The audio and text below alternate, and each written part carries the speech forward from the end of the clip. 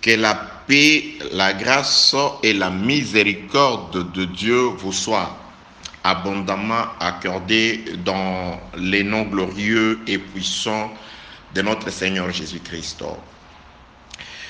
Bien-aimés dans le Seigneur, ça va faire le 3e audio depuis que nous avons commencé avec cet enseignement intitulé Une ville qui porte les noms du fils de Caïn.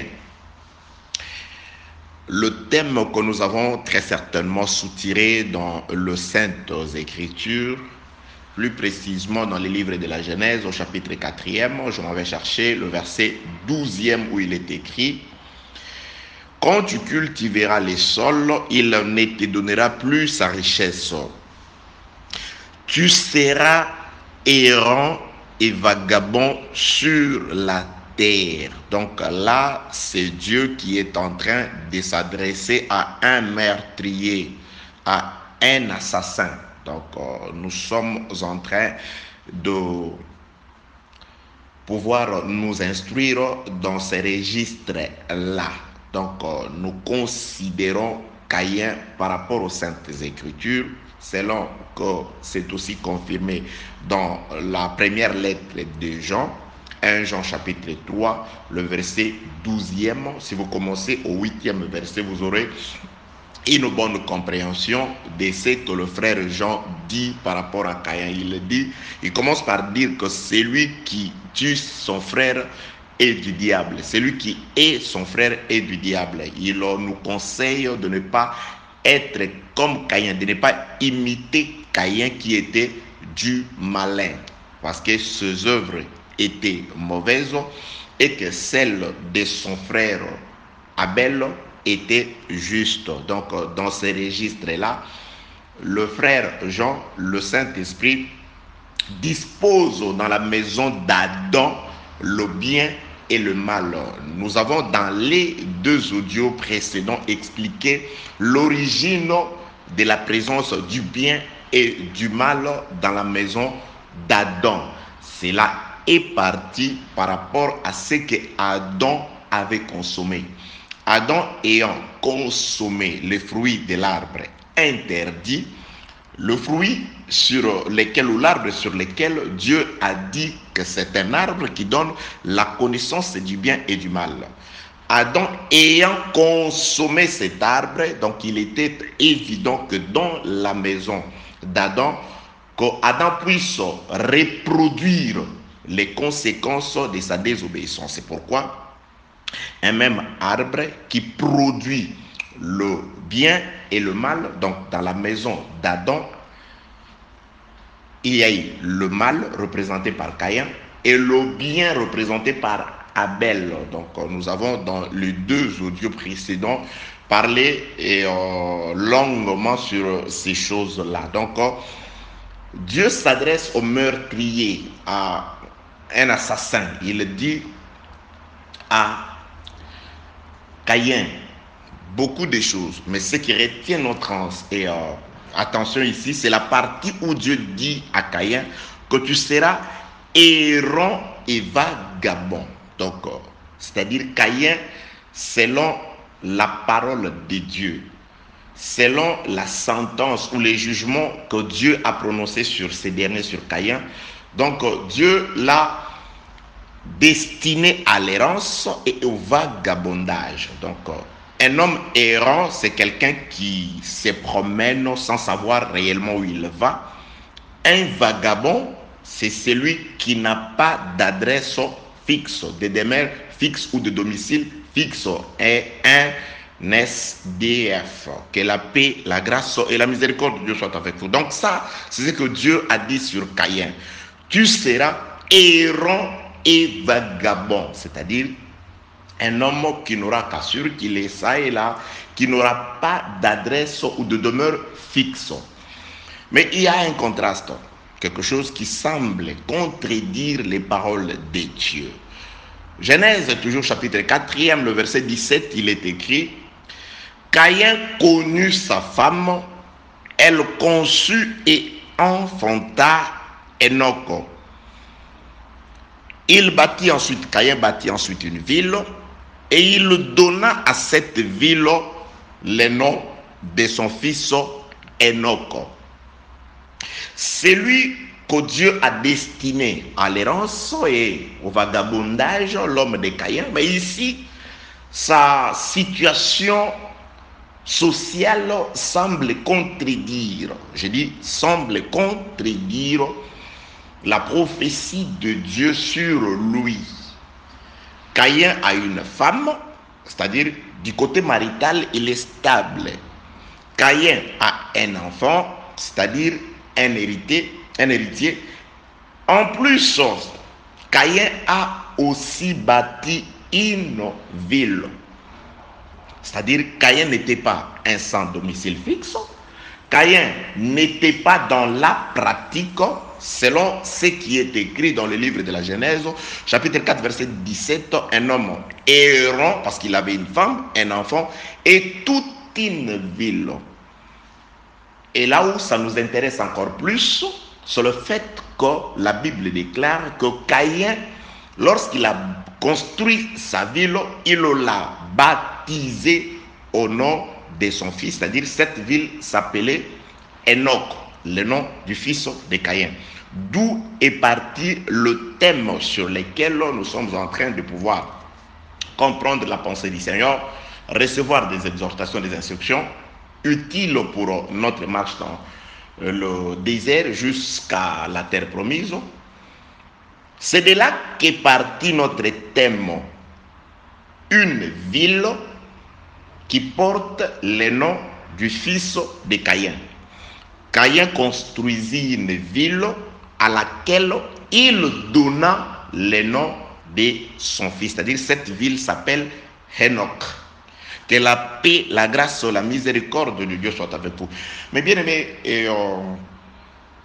en lisant les Écritures, vous pouvez peut-être vous dire, bon, Dieu en soi, il promet à quelqu'un, dans sa colère, il juge la personne, il dit, toi, à cause de ce que tu as fait, il t'arrivera ceci et cela. Entre autres, tu seras errant et vagabond.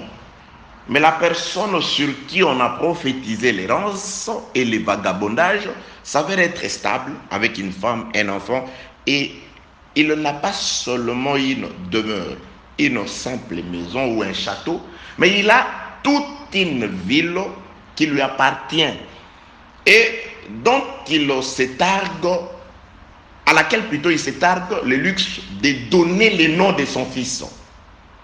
Que la paix, la grâce et la miséricorde de Dieu soient avec vous. Nous sommes allés dans les Écritures pour voir encore une personne, afin de comprendre, parce que les Écritures s'expliquent à travers les Écritures.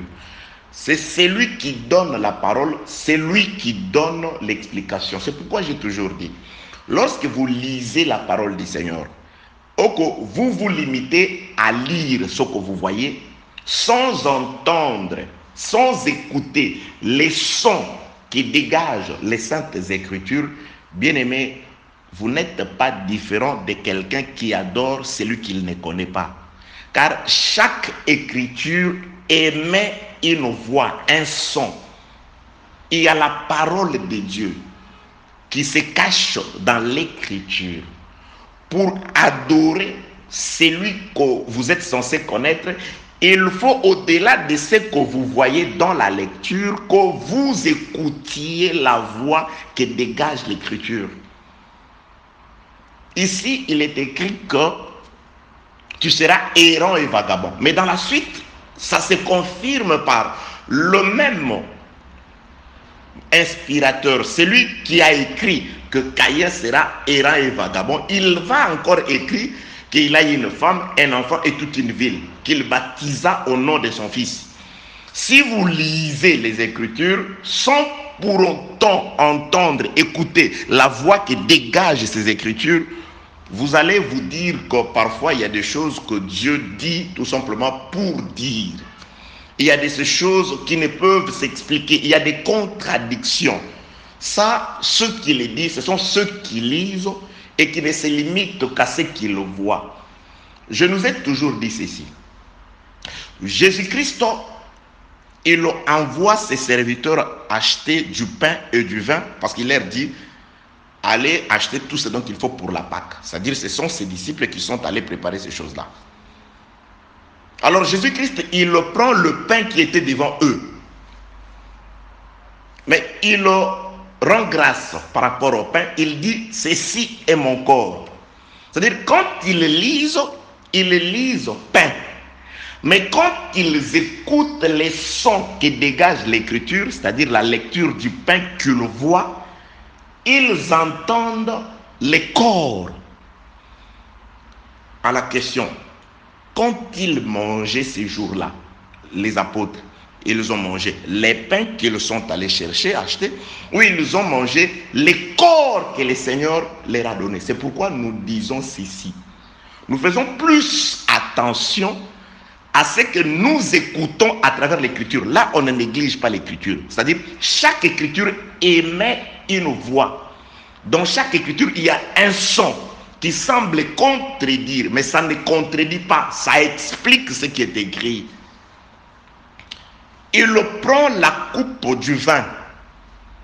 Il leur dit, il voit l'écriture vin, écrit vin. Mais lui, quand il parle, il fait sortir les sons de l'écriture vin qu'il voit. Il dit, ceci est mon sang. Que boivent-ils? Ou que vont-ils boire? Du sang ou du vin? C'est pourquoi j'ai dit, ceux qui sont morts, ce sont ceux qui mangent le pain et ceux qui boivent le vin. Mais ceux qui vivent sont ceux qui mangent les corps et qui boivent les sangs. C'est la même chose. Ce n'est pas la même chose. C'est là que le frère Paul intervient pour dire que la lettre tue. Mais les sons qui dégagent la lettre vivifient. Que la paix, la grâce et la miséricorde de Dieu soient avec vous. Quelqu'un écrit encore, il dit, Gédéon, Dieu l'élève pour aller à la guerre. Il a tellement de doutes que Dieu lui demande de pouvoir approcher un camp des Madianites, de ses ennemis, de ceux qu'ils vont attaquer.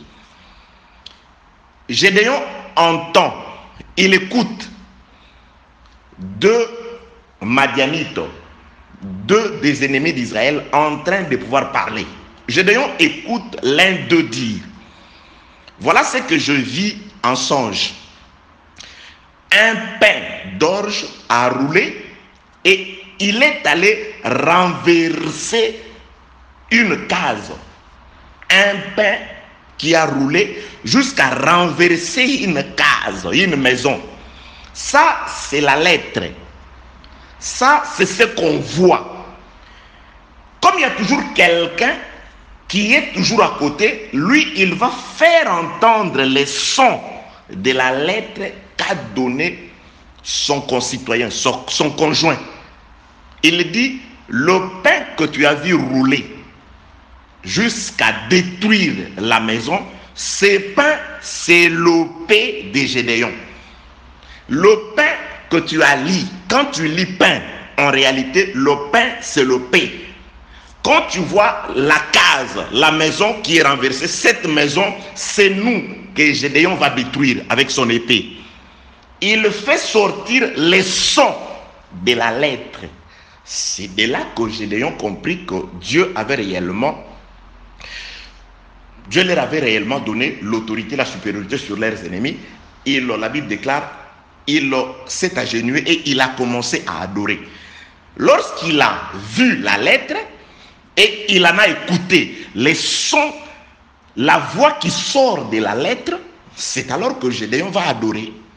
C'est pourquoi j'ai dit que si vous ne vous limitez qu'à voir ce que vous voyez, vous n'êtes pas différent de ce que Jésus-Christ reproche dans le livre de Jean chapitre 4 lorsqu'il est en conversation avec la femme samaritaine. Vous adorez ce que vous ne connaissez pas. Car la vraie adoration, c'est en esprit et en vérité. C'est pourquoi je vous dis la vérité comme la parole. Et la vérité cache l'esprit du Seigneur. Si vous lisez la vérité sans pour autant entendre, écouter les sons de l'esprit du Seigneur, car c'est l'esprit qui vivifie. La lettre tue. Que la paix, la grâce et la miséricorde de Dieu soient avec vous, bien-aimés dans les Seigneurs.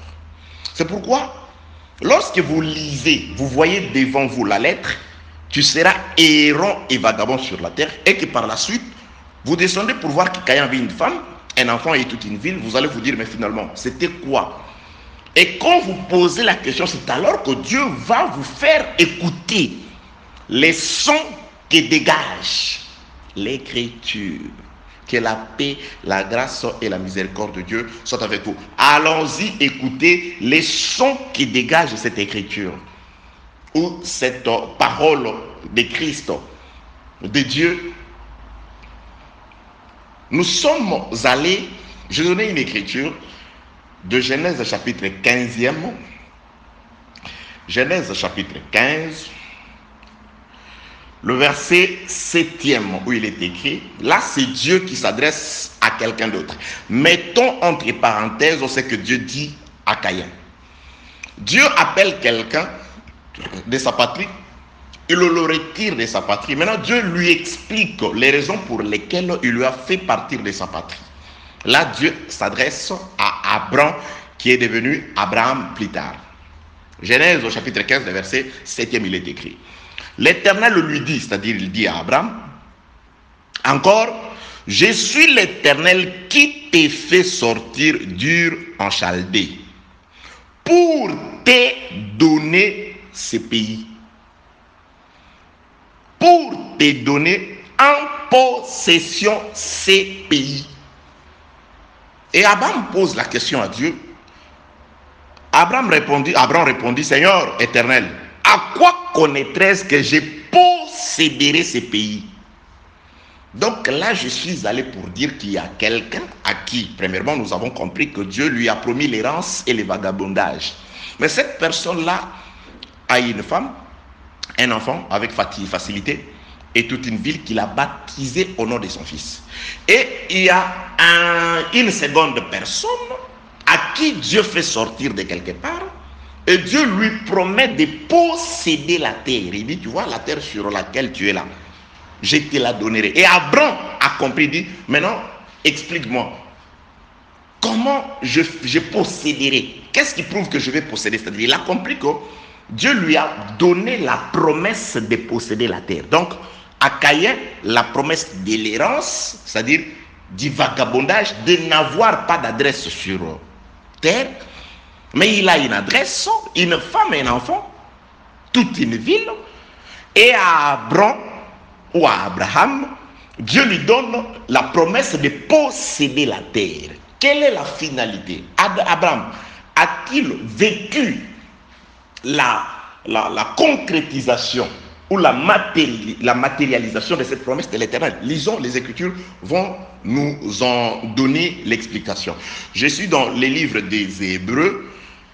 Hébreux chapitre 11e, je commence au 8e verset. Écoutez, c'est que comment le Saint-Esprit par notre frère qui a écrit la lettre aux Hébreux explique ce qui est arrivé à celui à qui on a promis la possession de tout un pays.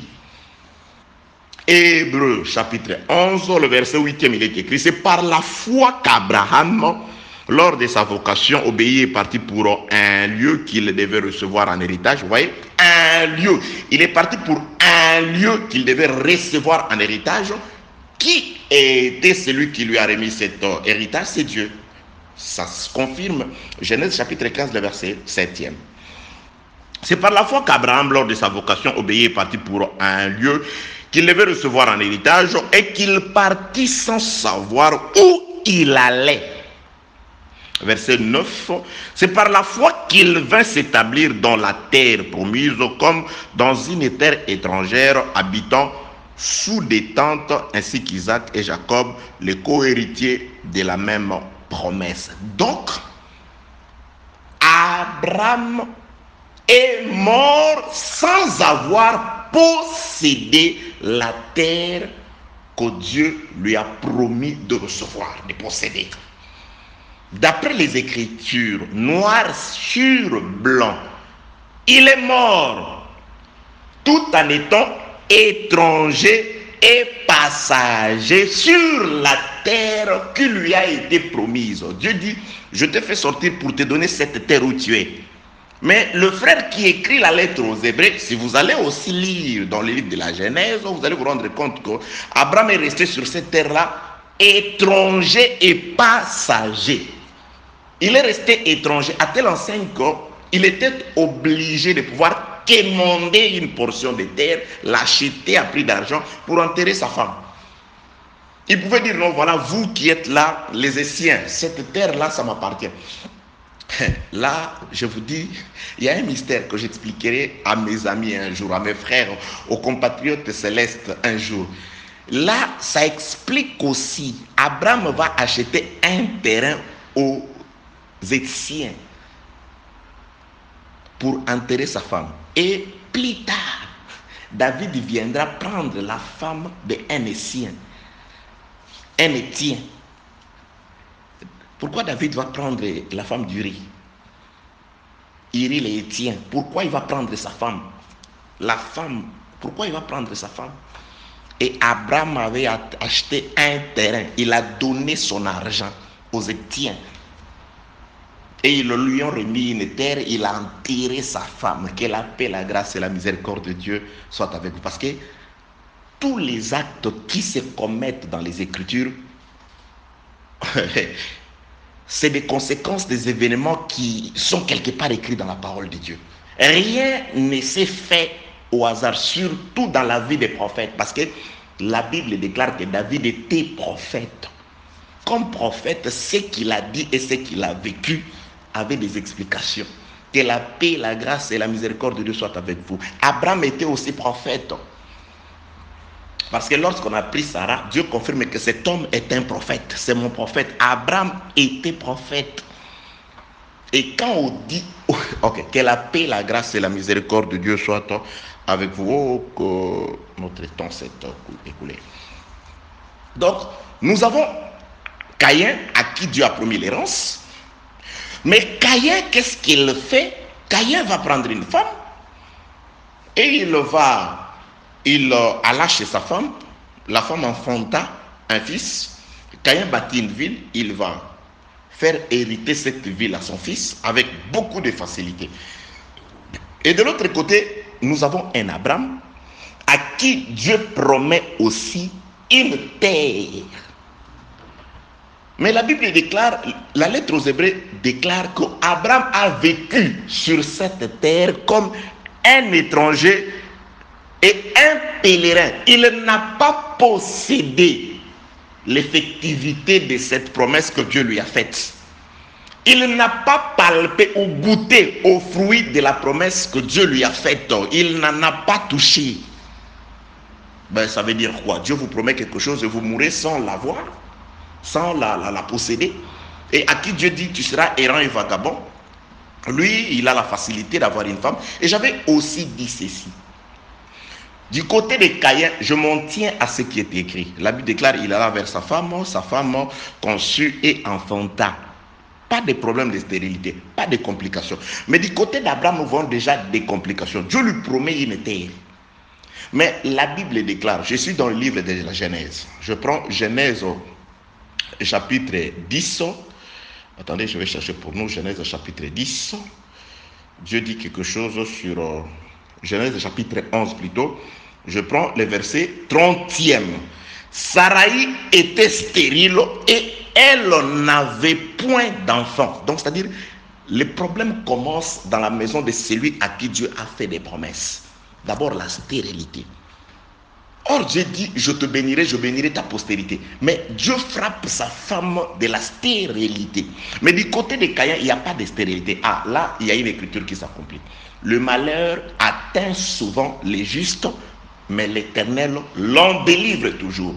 La stérilité d'Abraham, homme des promesses, voulait tout simplement dire, c'est des épreuves que tout possesseur, que tout enfant de la promesse doit traverser. Bien-aimé dans le Seigneur, il est facile de pouvoir quitter Canaan pour aller en Égypte. Mais pour rentrer à Canaan et aller posséder, vous devez traverser par un champ stérile qui est le désert. C'est pourquoi nous devons glorifier Dieu lorsque nous subissons des épreuves. Que les épreuves ne te découragent pas. Que des moments difficiles ne te découragent pas. Que ces moments puissent au contraire pouvoir t'introduire dans la réflexion, selon qu'il est écrit, que celui qui est dans la joie, qu'il chante des cantiques et qu'il loue Dieu. Mais pendant la souffrance, tu dois réfléchir. Qu'est-ce qui m'arrive? Qu'ai-je fait? Si tu es dans la bonne voie, glorifie le Seigneur. Comprends que Dieu est en train de te faire passer les déserts afin de te faire posséder un pays meilleur qui coule le lait et le miel. Dans la maison de Caïn, tout va bien. Il va vers sa femme.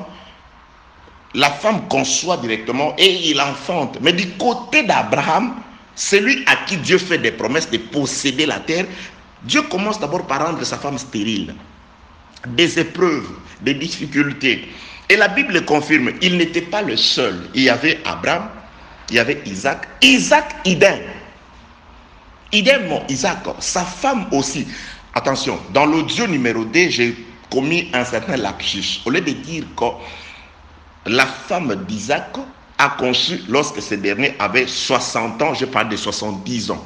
Audio numéro 2, c'est un lapsus, une erreur qui s'est produit comme ça. Donc, j'ai dit ce que je ne pensais pas. Au lieu de 60 ans, je parle de 70 ans dans l'audio numéro 2. Donc, Isaac aussi, héritier de la même promesse, a vu sa femme passer par un moment de stérilité. Jacob aussi, héritier de la même promesse, a vu la femme qu'il aimait, la femme pour laquelle il a travaillé 14 ans, aussi être frappé de la stérilité.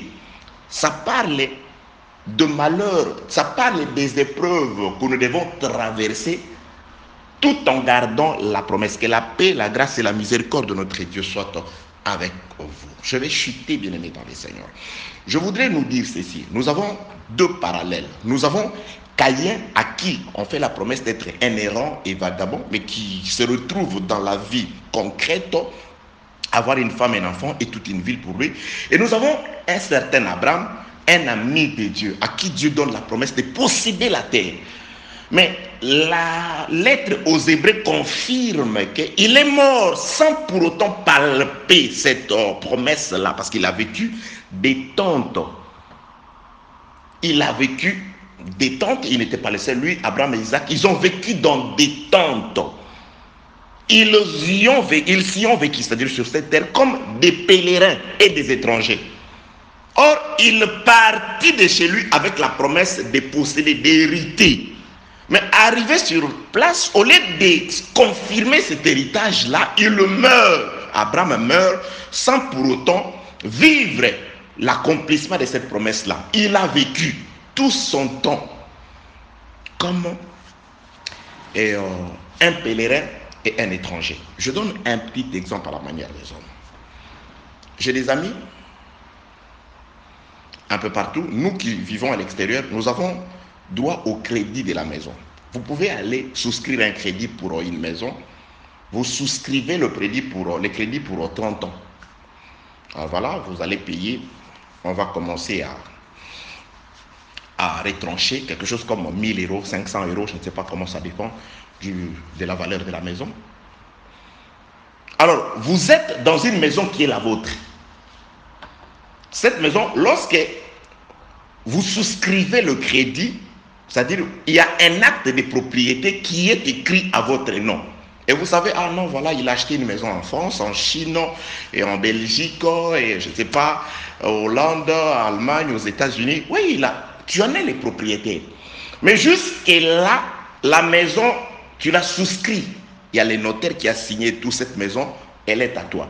Mais tu vis encore dans la maison qui t'appartient comme un locataire, parce que chaque mois, tu es obligé de payer. Tu payes 1000 euros, jusqu'au temps marqué dans le contrat, c'est-à-dire jusqu'aux 30 ans. Parce que la maison peut coûter 100, 150, 200 000 euros. Alors, on le subdivise par rapport à ce que vous allez payer mensuellement. Donc, chaque mois, vous payez 1000 euros, 1000 euros, 1000 euros, 1000 euros. La maison est à vous. Les papiers sont à votre nom. Mais aussi longtemps que le crédit n'est pas encore arrivé à sa fin, Vous êtes dans la maison qui est la vôtre, mais comme locataire, parce que chaque mois, vous payez quelque chose. Mais cette maison est à vous. Il arrive beaucoup de cas où celui à qui avait acheté une maison sur crédit, par crédit, il meurt avant l'échéance, avant la date de la fin du contrat. C'est-à-dire, il est mort tout en étant propriétaire d'une maison, mais en étant aussi locataire, parce qu'il payait, parce que le temps où il devait devenir effectivement propriétaire de la maison n'était pas encore arrivé. Il est mort avant l'accomplissement du temps décrit dans les contrats, avant les 20 ans ou les 30 ans. Le frère ou le monsieur est parti. Donc, il est mort comme propriétaire, mais tout en étant un locataire. Voilà ce qui est arrivé dans la vie d'Abraham. Dieu lui fait la promesse: tu posséderas la terre. Spirituellement, tu vois, cette terre-là, elle est à moi. Moi et ma postérité, nous posséderons cette terre-là. Mais il continuait, aussi longtemps que le temps de la possession n'était pas encore arrivé, il continuait toujours à vivre comme un étranger et un pèlerin sur la terre qui lui a été promise. Que la paix, la grâce et la miséricorde de Dieu soient avec vous. Parfois, je prends des exemples à usage des hommes afin de pouvoir bien vous faire comprendre la pensée de Dieu. Que la paix, la grâce et la miséricorde de Dieu soient avec vous. Donc, nous avons deux cas. Le cas de Caïn et les cas d'Abraham. Le frère Paul, maintenant, il nous amène à faire comprendre quelque chose. Je vais chuter. Je suis dans le livre de 2 Corinthiens, chapitre 4e. Laissez-moi nous chercher les versets. 2 Corinthiens, chapitre 4e. Je commence au 17e verset. 2 Corinthiens, chapitre 4, je commence au 17e verset. Car nos légères afflictions du moment présent produisent pour nous, au-delà de toute mesure, un poids éternel de gloire. Parce que nous regardons, écoutez, parce que nous regardons non point aux choses visibles, mais à celles qui sont invisibles. Car les choses visibles sont passagères et les invisibles sont éternelles. Ici, le frère Paul nous attire. Il dit, quelles que soient les afflictions, les douleurs que nous pouvons subir pour le moment, nous avons une vision rivée non sur les choses qui sont visibles. Là, je prends Abraham, je prends Caïn. Visiblement parlant, s'il faut utiliser une vision visible, Caïn, c'est un homme prospère, parce que c'est que la visibilité montre que Caïn a une femme, un enfant, un foyer stable, et il est possesseur de toute une ville. Ça, c'est la vision matérielle. Mais comme le frère Paul dit, il ne faut pas se fier, nous ne regardons pas à ce qui est visible. C'est-à-dire, un homme spirituel, quand il regarde Caïn, il ne considère pas ce qu'il voit. Il ne considère ni la femme, ni l'enfant, ni la ville de Caïn. Mais comme le Saint-Esprit par le frère Paul dit, nous considérons plutôt à ce qui est invisible. Qu'est-ce qui est invisible dans la vie de Caïn? Ce qui est invisible dans la vie de Caïn, ce sont les paroles qui ont été prononcées contre Caïn. Contre Caïn, les paroles ont été prononcées que tu seras errant et vagabond. C'est-à-dire, pour un homme spirituel, quand tu le regardes, un homme charnel, il ne voit pas, il ne considère pas le matériel, tout ce qui l'entoure, il ne le considère pas. Mais il considère la parole de la promesse. Cet homme qui vit dans le désordre tout en étant prospère matériellement. Quelle est la promesse sur cet homme-là? Oh, que Dieu vous bénisse. Maintenant, quand on regarde Abraham, on prend pour lunette les paroles du Saint-Esprit par le frère Paul, 2 Corinthiens chapitre 4, le verset 18, c'est-à-dire, lorsqu'on considère le matériel, Abraham est méprisant. Parce que c'est quelqu'un qui vit dans des tentes, c'est-à-dire matériellement parlant, l'homme qui mérite l'honneur des hommes charnels, c'est Caïn. Parce qu'il a un foyer stable, sa femme n'a pas connu de stérilité, il est possesseur, il est gouverneur, il est propriétaire de toute une ville. C'est un homme prospère. Donc, ceux qui sont du monde aimeront Caïn, s'attacheront à Caïn, voudront imiter Caïn, chercheront les faveurs de Caïn. Mais que ceux qui sont spirituels, ils ne considéreront pas à Abraham par rapport à ceux qu'ils voient, un homme qui vit dans des tentes, mais ils regarderont ce qui est spirituel. Ce qui est spirituel, ce sont des promesses qui sont sur Caïn, et plutôt sur Adam, et plutôt sur Abraham. Je suis sur Abraham.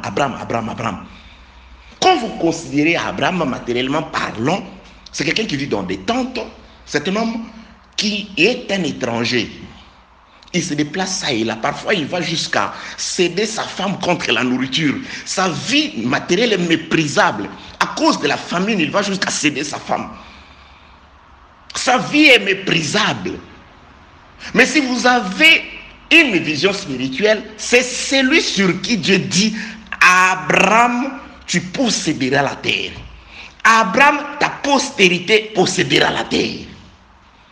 Bien-aimés, nous ne nous fions pas à ce qui est matériel. Nous ne respectons pas les gens à cause du matériel. Je le dis parfois à notre honte, je dis. Dans certaines assemblées, il arrive de ce fois où vous arrivez, on dit, vous trouvez, il y a des pasteurs qui sont là, qui ne prêchent pas. Mais quand quelqu'un d'autre arrive, on dit, ah non, voilà, toi, tu vas prêcher. Pourquoi? Oui, lui, on le laisse parce qu'il vient de quelque part. C'est lui, oui, c'est lui. Oh, laisse-les prêcher.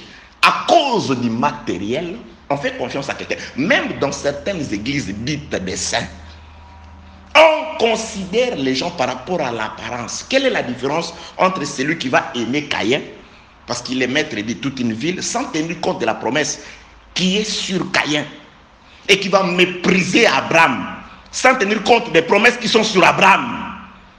N'oubliez pas, béni soit celui qui bénit Abraham.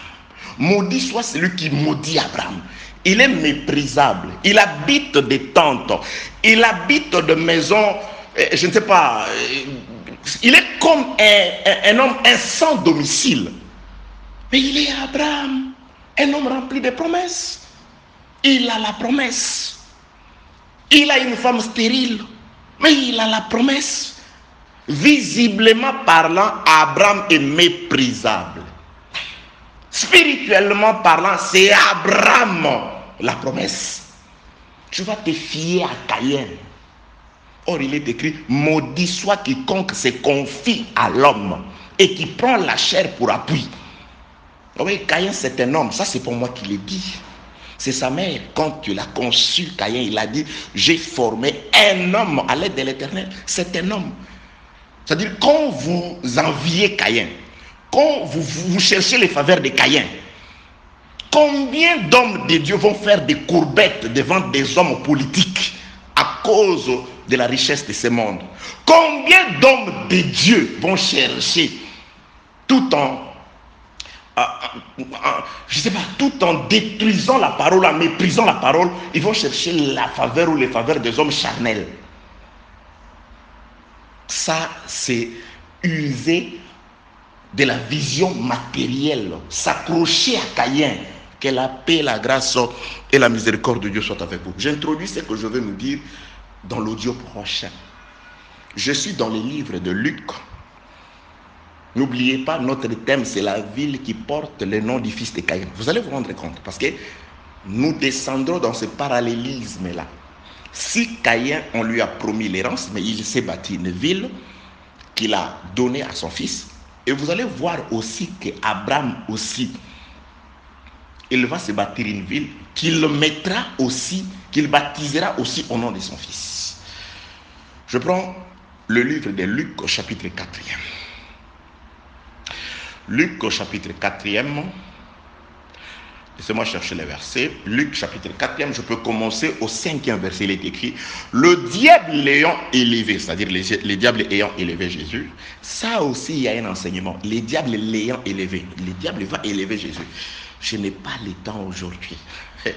Les diables, quand est-ce qu'il peut prendre le fils et il va l'élever? Oui, papa, il le conduit, il l'entraîne. Jésus suit les diables. Oui, il y a des choses merveilleuses que le Seigneur, votre Dieu, vous a cachées à travers ces lions élevés, là seulement. Ok. Le diable, je suis dans Luc chapitre 4, le verset 5e. Le diable ayant élevé Jésus, l'ayant élevé, lui montra à un instant, suivez très bien, tous les royaumes de la terre. Le diable a montré à Jésus tous les royaumes de la terre. Tout. T-O-U-S. Nyonso. Tout. En chinois, on dit Chembu. Tout. Le diable l'ayant élevé lui montra à un instant tout le royaume de la terre et lui dit: je te donnerai toute cette puissance et la gloire de ces royaumes, car elle m'a été donnée et je la donne à qui je veux. C'est ce que moi j'aime. Le diable montre tout le royaume de la terre. Il dit à Jésus: Jésus, tu vois tous les royaumes de la terre, elles m'ont été données. Je te donne la gloire, le pouvoir, tout de posséder ces royaumes-là. Car je la donne à qui je veux. Là, c'est la matérialisation de Caïn qui montre sa ville. Il dit: voilà ma ville que je construis. Elle est à moi, cette ville-là. Je la donne à qui je veux. Dans l'ombre, Caïn avait donné sa ville à son fils. Ben oui. Mais quand il se présente devant Jésus, parce que Jésus aussi c'est un fils, mais il n'est pas du côté de Caïn, il est du côté d'Abraham, de l'autre côté. Parce que quand le diable présente à Jésus la gloire de ce monde que lui possède, du côté de Jésus là-bas, il y a quelque chose que Jésus avait déjà dit.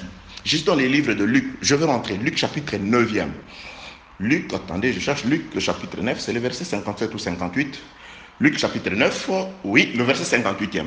Jésus lui répondit: les renards ont des ténards, ont des tanières, les oiseaux du ciel ont des nids, mais le Fils de l'homme n'a pas un lieu où il puisse reposer sa tête. Donc, le Fils de l'homme, parce qu'il s'agit des fils. Abraham, le père, parce qu'il est aussi fils d'Abraham, on lui a donné le pouvoir, la possession de la terre. Mais Abraham est resté étranger. Et quand le fils vient, il vient avec le même pouvoir, car Jésus est le Seigneur du ciel et de la terre. Mais quand il marche, il dit: non, je suis fils d'Abraham. De notre côté, nous n'avons pas d'adresse sur la terre. Il n'y a où poser la tête. Sur la terre, il n'y en a pas. Mais de ce côté-là, Caïn, il présente au fils d'Abraham, il lui dit: voilà ma ville, voilà. Je la donne à qui je veux. Là, il le ment. Ou il a juste masqué la vérité. Il dit: je la donne à qui je veux. Mais il va définir le qui je veux du diable. Quand il dit: je la donne à qui je veux, ne vous en faites pas. Tu peux aussi être le qui je veux du diable pour posséder la ville du diable. Tu peux aussi être un fils de Caïn afin qu'il puisse bâtir sa ville, baptiser sa ville de ton nom. Le diable définit le qui je veux, son qui je veux. Parce qu'il dit: je donne la gloire de la ville à qui je veux. Il demande, il dit: regarde Jésus, mais toi, tu es un errant, tu es un vagabond. Parce qu'il dit: je n'ai où mettre ma tête. C'est-à-dire, dans la pratique, l'errant et le vagabond, c'est Jésus. Dans la promesse, le possesseur, le maître, c'est Jésus. Dans la pratique, le possesseur, c'est Caïn. Dans la promesse, l'errant et le vagabond, c'est Caïn. Que la paix, la grâce et la miséricorde de Dieu soient avec vous. Il dit à Jésus: moi je suis maître, j'ai ma ville, regarde tout le royaume de la terre, regarde tout le royaume de la terre. Toute cette gloire, elle est à moi, je la donne à qui je veux. Maintenant il définit, le verset 7. Si donc tu te prosternes devant moi, elle sera tout à toi. Oui Jésus, si tu te prosternes devant moi, c'est-à-dire si tu acceptes de devenir mon fils, parce que le fils, c'est celui qui sort du père, c'est celui qui est plus petit que le père. Il dit, mon père est plus grand que moi. C'est-à-dire, si tu t'agenouilles devant moi, si tu acceptes de devenir mon fils et que je sois ton père, comme dans le livre de la Genèse chapitre 4, le verset 17, ma ville, je la baptise du nom de mon fils Jésus. Je te donne la gloire, c'est-à-dire tu auras ma ville à ton nom. Je vais finir. Je nous dis ceci. Nous avons d'un côté Caïn, à qui on a promis l'errance, mais qui s'avère devenir dans la pratique un père de famille avec une femme et un enfant et une ville qu'il baptise au nom de son fils. Nous avons de l'autre côté Abraham, à qui on a promis la possession de la terre, mais que le frère qui a écrit la lettre aux Hébreux voit et confirme qu'il a vécu comme un étranger et un passager. Il n'a pas matériellement possédé cette terre-là. Et nous avons Caïn qui surgit sous forme de Satan. Il dit, voilà la gloire de cette terre, elle est à moi, ma ville, c'est ma ville, c'est à moi, tout est à moi. Oui, Jésus confirme, voilà le prince de ce monde vient. Ah, Satan. Frère Pierre confirme, ce monde est sous la puissance de Satan. Oui, le Dieu de ces siècles, le frère Paul confirme, oui, tout est à lui. C'est Caïn qui bâtit une ville. Mais Caïn, il identifie les possesseurs. C'est son fils. Et il vient confirmer, il dit, Jésus, veux-tu devenir mon fils pour que je te donne la gloire de ce monde? En quelque sorte, veux-tu t'agenouiller devant moi? Bien, bien aimé, combien de gens, pour avoir l'argent, il est pasteur, mais il dit, bon, ici, ce n'est pas la question de l'enfant de Dieu. Ça c'est de l'argent. Ici, la parole de Dieu ne marche pas. Il y a déjà quelqu'un, un frère, qui m'a déjà reproché. Il va écouter ce message. Il dit, toi aussi, tu ramènes même le ministère dans les affaires. Si tu veux réussir dans la vie, dans les affaires, les pastorats n'existent pas. Que la paix, la grâce et la miséricorde de Dieu soient avec vous. La Bible déclare, Dieu dit à Israël, si tu me crains, tu seras béni en ville comme dans les champs. Chez toi à la maison comme dans ton lieu de travail. Une copie de la loi doit être écrite partout. Partout où un Israélite passait, il y avait une copie de la loi écrite sur le fronton de la maison, les lintons, c'est-à-dire la parole de Dieu, elle est partout. Parce que Christ, il ne nous accompagne pas, mais il doit être en nous, que ce soit dans le travail, que ce soit partout. Sinon, tu vas te retrouver en train de pouvoir t'agenouiller devant Satan afin qu'il puisse te donner la gloire de ce monde. Combien de gens sont allés voir des magiciens? Combien de personnes frappent à la porte, disent, bon, je suis allé là-bas parce que je vais chercher l'argent pour faire la campagne d'évangélisation pour Jésus, pour acheter les instruments pour Jésus, pour construire un temple pour Jésus. Dieu habite-t-il une maison faite de mains d'hommes? Une maison faite de mains d'hommes. Que la paix, la grâce et la miséricorde de Dieu soient avec vous. Donc nous sommes dans une ville qui porte le nom du fils de Caïn. Donc nous allons poursuivre dans l'audio numéro 4. Que la paix, la grâce et la miséricorde de Dieu soient avec vous au nom de Jésus-Christ.